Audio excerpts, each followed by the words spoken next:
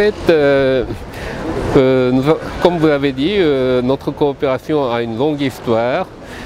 Avant, c'était surtout l'aide au développement, mais entre-temps, le Maroc s'est beaucoup développé et est devenu un pays émergent, un facteur incontournable. Donc, à présent, c'est plus un partenariat entre pairs, gagnant-gagnant, que nous recherchons.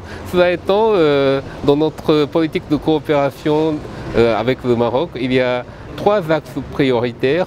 Le premier, c'est donc d'accompagner le royaume dans son développement équilibré et durable. Le deuxième, c'est l'accompagner dans son effort pour réduire les inégalités, les disparités. Et troisièmement, le Maroc fait beaucoup d'efforts pour aider les pays frères africains. Donc nous sommes très heureux de d'accompagner nos amis marocains dans leur coopération sud-sud.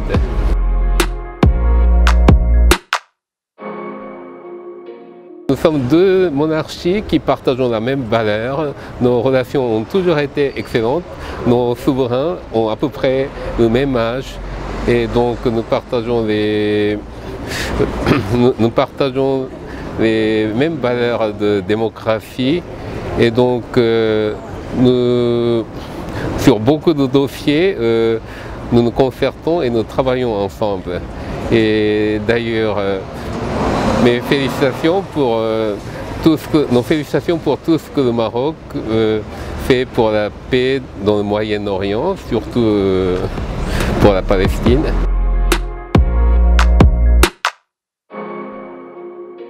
Depuis le début de l'état de l'urgence sanitaire, nous avons suivi avec attention tout ce qui était fait au Maroc sous la haute impulsion de Sa Majesté le roi Mohamed VI.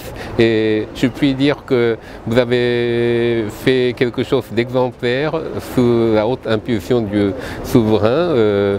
Les 3 mois de confinement, ensuite tous les gestes barrières qui ont été pris par les citoyens, parce que quand on voit dans les médias ce qui se fait dans les autres pays, je suis impressionné de voir que les Marocains portent le masque beaucoup plus que dans les autres pays et les gestes barrières sont respectés. En ce qui concerne la campagne de vaccination, je puis dire que c'est vraiment admirable tous les efforts qui ont été faits pour pouvoir obtenir les doses nécessaires, la campagne qui se fait gratuitement, toute l'organisation. Donc je puis dire que c'est à juste titre qu'aujourd'hui vous pouvez vous prévaloir d'avoir quelques 5,3 millions personnes qui ont déjà reçu la première base, alors que nous n'en sommes encore qu'aux 2 tiers.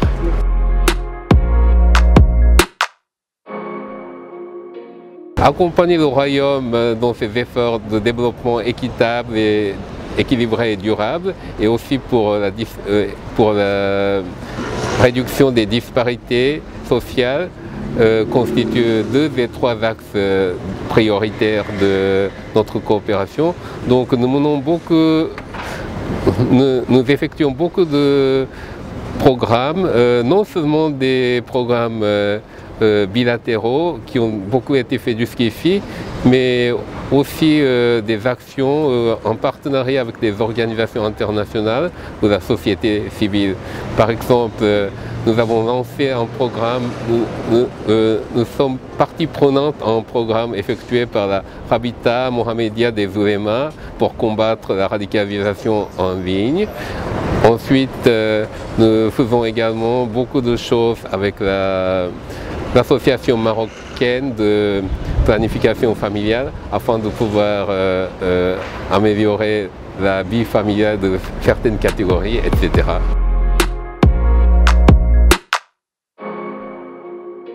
Je crois qu'il y aura beaucoup de choses à faire après la pandémie parce que en fait il y avait déjà un courant qui se produisait mais qui a été stoppé par la pandémie. Les hommes d'affaires japonais, les entreprises japonaises s'intéressent de plus en plus au Maroc. Il y a 6 ou 7 ans, on n'avait que 35 entreprises au Maroc, mais aujourd'hui on a plus de 70. Nous avons créé quelques 40 000 emplois au Maroc, dont 60% ont été créés par une seule compagnie japonaise. Et nous espérons que dans un proche avenir, 2 conventions importantes entre nos 2 pays, une convention fiscale pour éviter la double imposition et un autre accord pour la protection des investissements sont bientôt ratifiés. Donc les 2 textes ont déjà été votés au Parlement. Nous n'attendons plus que le sceau royal et la publication au bulletin officiel. Et je crois que la ratification et l'entrée en vigueur de ces deux accords pourront contribuer à booster la coopération économique entre nos 2 pays.